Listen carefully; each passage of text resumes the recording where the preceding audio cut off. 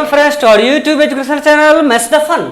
आज हम लोग क्लास 10 के इस क्लास में linear equation in two variable के टॉपिक को आगे बढ़ाने जा रहे हैं और आज का हमारा जो टॉपिक है वो है solution of pair of linear equation. क्या है? Solution of pair of linear equation. Pair of linear equation के solution.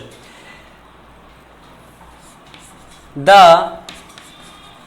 To lines equation intersect some points that is called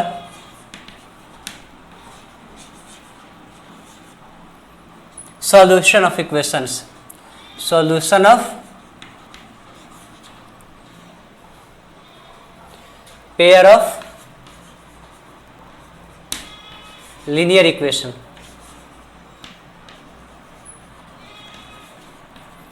pair of linear equation के solution कहलाएंगे। हम कई method की हम लोगों ने बात किया है पेयर इक्वेशन। एग्जाम्पल के तौर पे अगर यह है हमारा a1x plus b1y plus c1 equals to 0 और यह हमारा एक दूसरा इक्वेशन है a2x plus b2y plus c2 equals to 0। इन दोनों का ये कॉमन पॉइंट है, तो यही कॉमन पॉइंट का x एंड y कोऑर्डिनेट जो हो जाएगा हमारा क्या हो जाएगा? Solution of pair of linear equation हो जाएगा, है ना। Now the finding of solution. Method of finding of solution. Number 1 होता है ज्योमेट्रिकल मेथड या ग्राफिकल मेथड। ग्राफिकल या ज्योमेट्रिकल मेथड।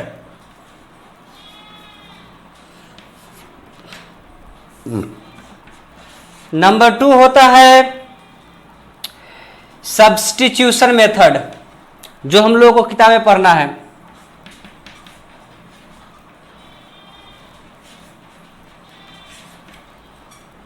नंबर 3 होता है एलिमिनेशन मेथड। नंबर 4 होता है क्रॉस मल्टीप्लिकेशन मेथड।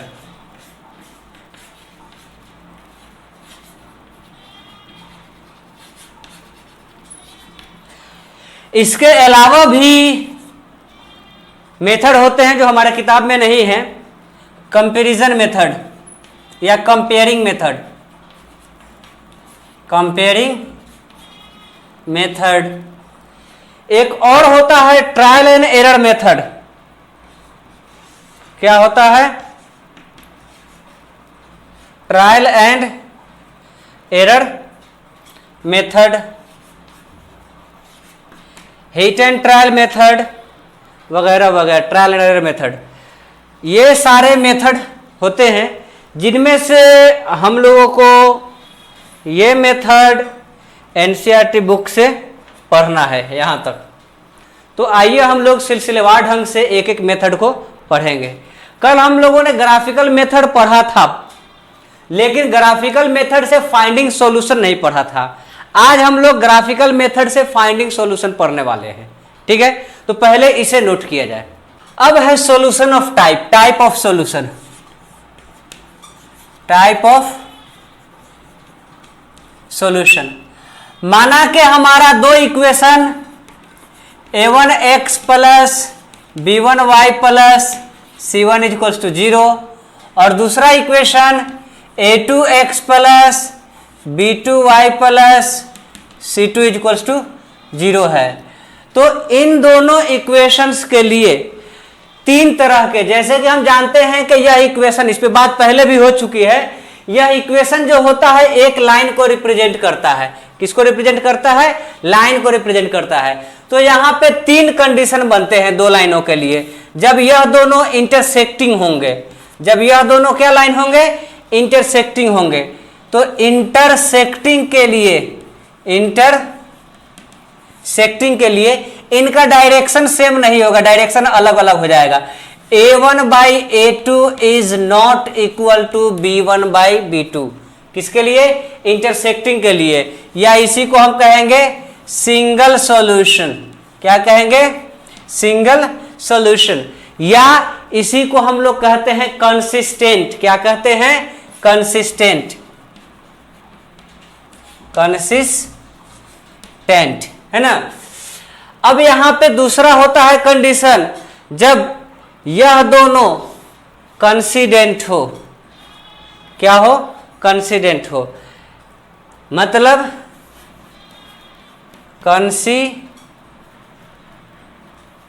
क्या कह रहे थे? कंसिडेंट का मतलब ओवरलैपिंग हो। तो ओवरलैपिंग होने के लिए ऐसे कंडीशन में हम क्या करेंगे? यह कंसिडेंट हो जाएगा। तो कंसिडेंट में यह इनफाइनाइट सॉल्यूशन देगा। कितना सॉल्यूशन देगा? इनफाइनाइट सॉल्यूशन देगा।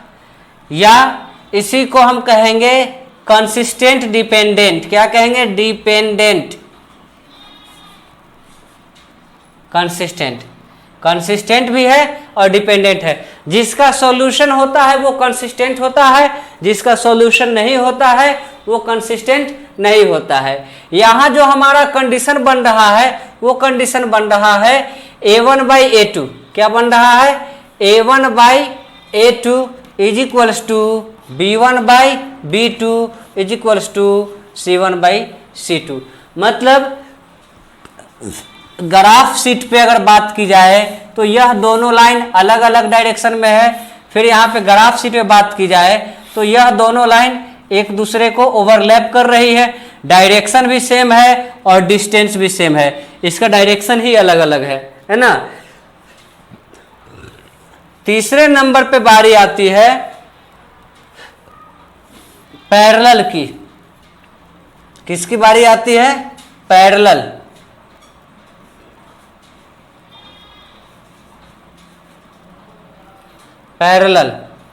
पैरेलल सॉल्यूशन में कितने सॉल्यूशन होंगे? 9 सॉल्यूशन होंगे।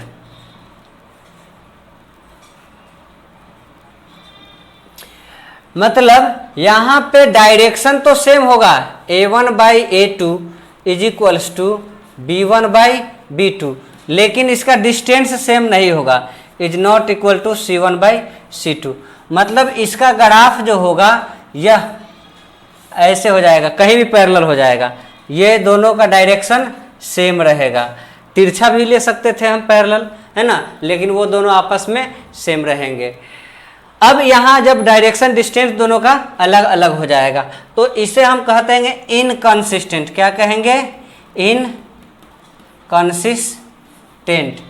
अब यहाँ पे हम लोगों को सिर्फ जब सिंगल सॉल्यूशन हो या कंसिस्टेंट हो तो हम लोगों को सॉल्यूशन फाइंड करने की जरूरत है।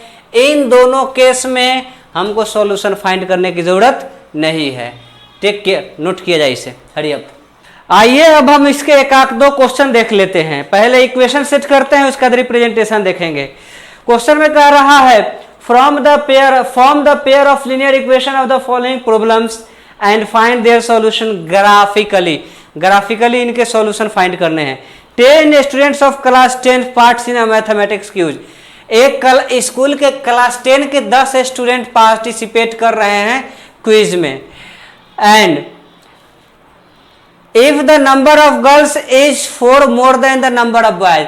अगर लड़कियों की तादाद लड़कों से 4 ज्यादा है, लड़कियों की तादाद कितनी है? लड़कों से 4 ज्यादा है, तो हमको क्या मालूम करना है? Find the number of boys and girls took part in the quiz. तो क्विज में हिस्सा लेने वाले लड़के और लड़कियों की संख्या मालूम करनी है। तो पहला का एक क्वेश्चन है, let number of girls, girls की पहले बात हो रही है, is equals to x and that of boys is equals to y. मान लेते हैं लड़कियों की तादाद x है और लड़कों की तादाद कितनी है, y है। इन फर्स्ट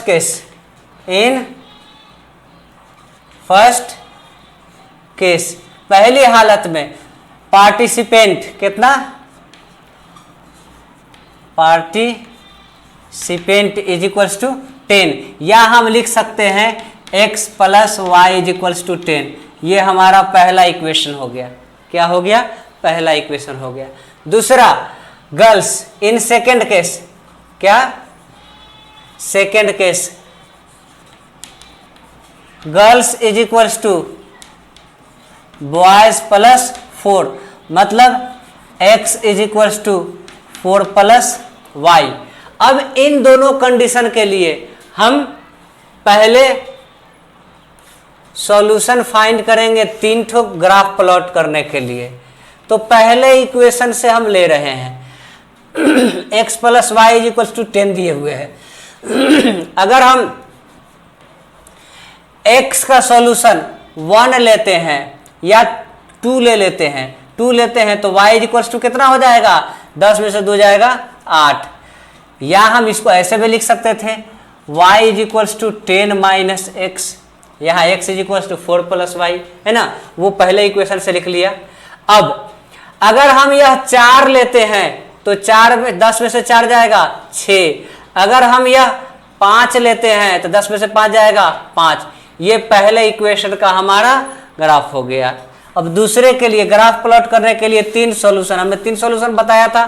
क्यों लेते हैं, क्योंकि हमारा गलत ना हो, अगर हमारा गलती होती भी है तो वो प्लॉटिंग में पकड़ी जाए। यहाँ पे हम ले रहे हैं x is equals to y plus 4।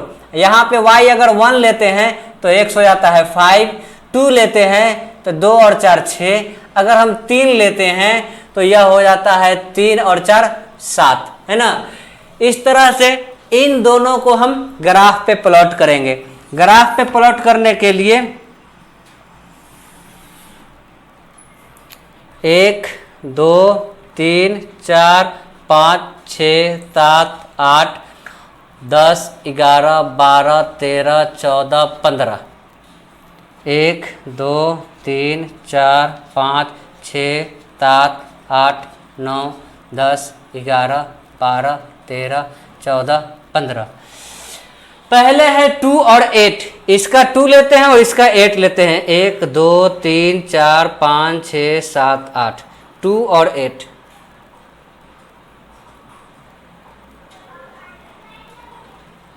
ये हो गया हमारा 2 और 8। दूसरा है 4 6, कितना है 3 4 4 6, 1 2 3 4 5 6 4 6। तीसरा है 5 5 5 5, 1 2 3 4 5, 1 2 3 4 5 5 5।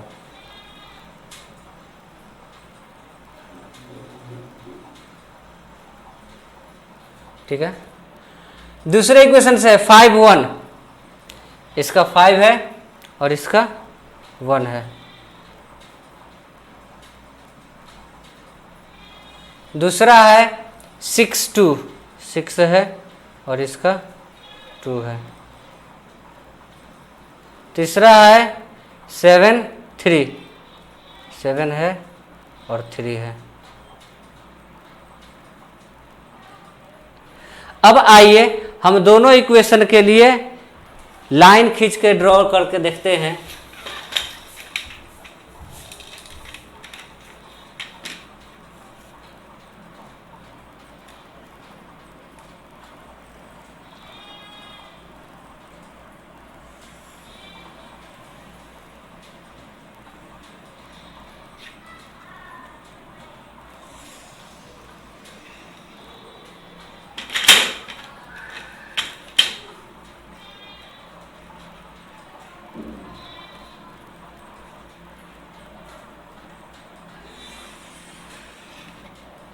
जी हाँ, यह पॉइंट जो है हमारा 7 3 से गुजर रहा है। किससे गुजर रहा है, 7 3 से गुजर रहा है, तो हम यहाँ पे हमारा जो सॉल्यूशन हो जाएगा, solution x is equals to 7 और y is equals to 3। x हमने किसे लिया है, गर्ल्स इज इक्वल्स टू क्या लिया है, गर्ल्स इज इक्वल्स टू 7 और बॉयज इज इक्वल्स टू 3। हमको फाइंड क्या करना था, find the number of boys and girls, दोनों निकल गया। क्लियर, तो इसे आप लोग नोट कीजिए। पहले अब आइए दूसरे क्वेश्चन पे आते हैं। दूसरा क्वेश्चन जो हमारा कह रहा है 5 pen and 7 pens cost, 5 pencil और 7 pen cost, let each pen cost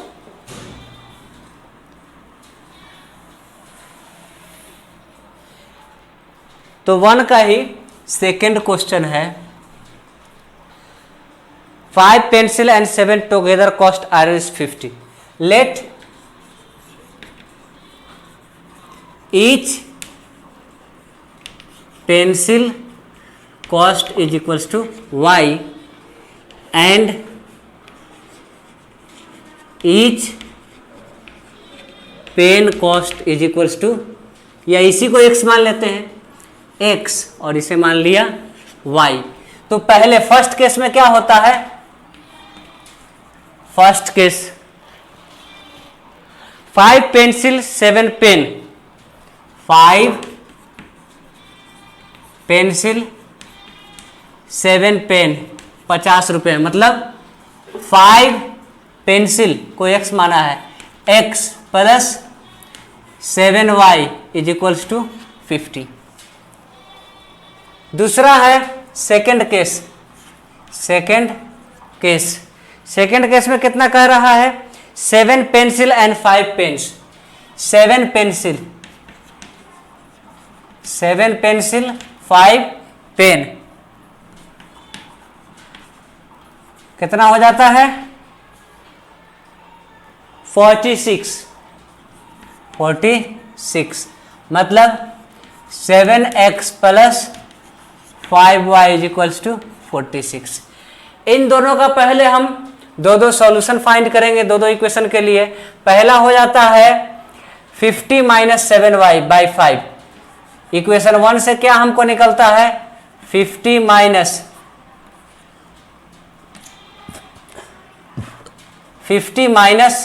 7y by 5। इसका 3 सॉल्यूशन यहां पे हम लिख लेंगे। दूसरे इक्वेशन से हमारा आता है, इसमें x निकाला है, चलिए इसे भी x ही निकाल लेते हैं, है ना। x is equals to 46 minus 5y by 7, और इसका भी 3 सॉल्यूशन निकालेंगे, x और y। यहाँ पे 5 से कटने वाला नंबर लाने के लिए, ये 50 है, 5 से ऑलरेडी डिविजिबल है, तो यहाँ y के जगह पे मल्टीपल ऑफ 5 ही हमको लेना होगा। तो सबसे पहले अगर हम 0 लेते हैं, y के जगह पे क्या लेते हैं, 0 लेते हैं, तो x कितना हो जाता है 50/5 10। अगर हम y के जगह पे 5 लेते हैं तो 7 × 5 = 35, 50 में से 35 जाएगा 15, यह हो जाएगा 3। कितना हो जाएगा 3। अगर हम y के जगह पे 10 लेते हैं, कितना लेते हैं 10 लेते हैं, तो यह हो जाएगा 10 × 7 = 70, -20 -4 आएगा। कितना आएगा -4। अब यहाँ 7 से कटने वाला हमको चाहिए है, तो सबसे पहले अगर हम 46 और 5 51 हो जाता है, तो 1 नहीं ले सकते हैं, 0 नहीं ले सकते हैं। अब यहाँ 46 में से अगर हम 5 घटाते हैं, 15 घटाते हैं, कितना घटाते हैं 15 घटाते हैं, या 35 घटाते हैं, तो 21 हो जाएगा। 46 में से 21 घटाएंगे,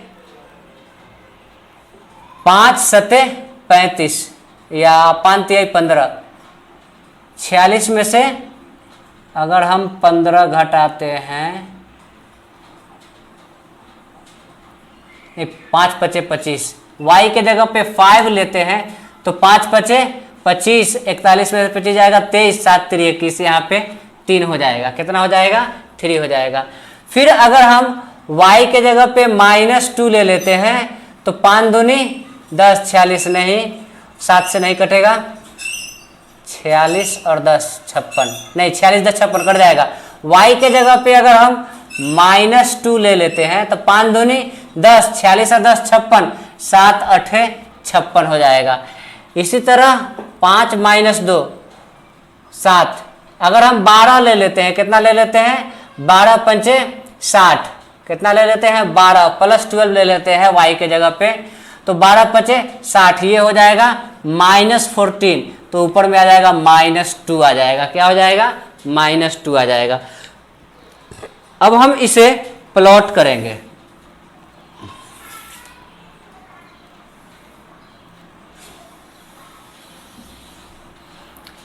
आपके ग्राफ में 10-10 स्मॉल यूनिट का एक डिवीजन, सेल डिवीजन का एक डिवीजन यूनिट बनाया जाता है। तो आप यहां पे हर डिवीजन के लिए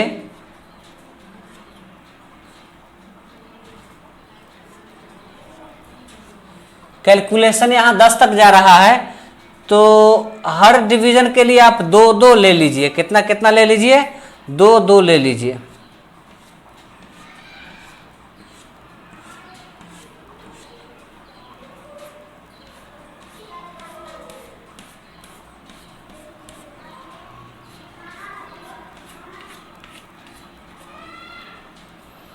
दो 4 6 8 10,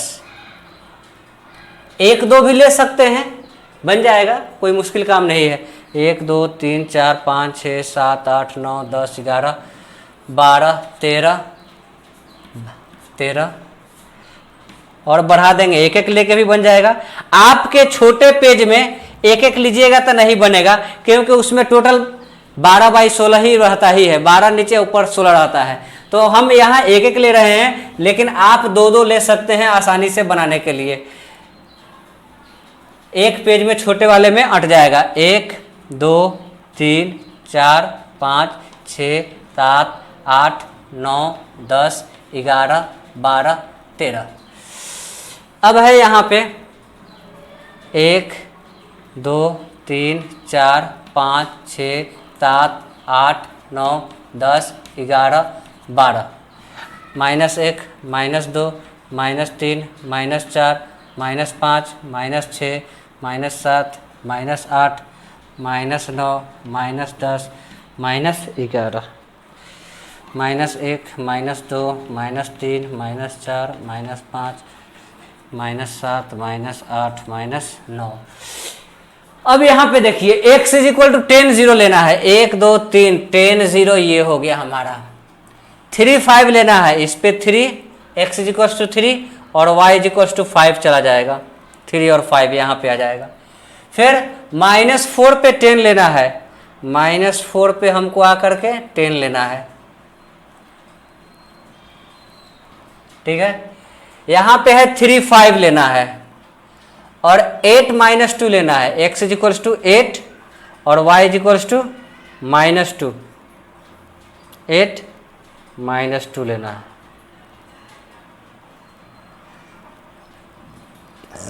-2 12 लेना है, -2 और +12 लेना है।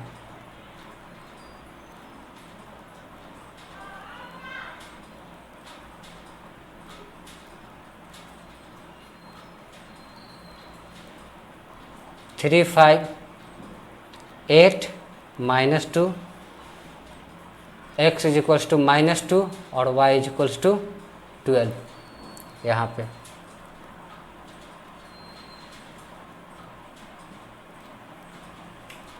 अब जैसा कि आप लोग यहाँ पे देख रहे हैं कि यहाँ पे 2 लाइन बना है। एक तो ये पहला वाला था और ये दोनों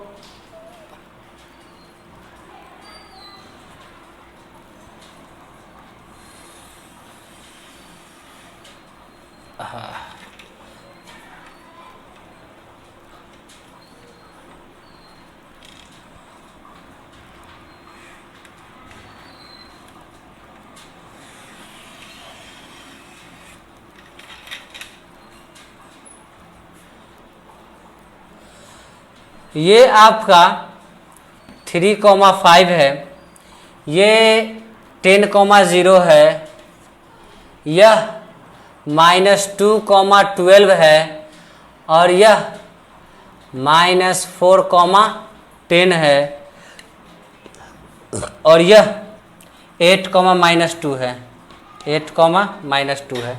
तीन सॉल्यूशन से हमारा जो कॉमन पॉइंट आ रहा है, इसमें x = 3 और y = 5 आ रहा है। मतलब 3 हमने x किसको माना है, पेंसिल कॉस्ट, क्या लिखेंगे,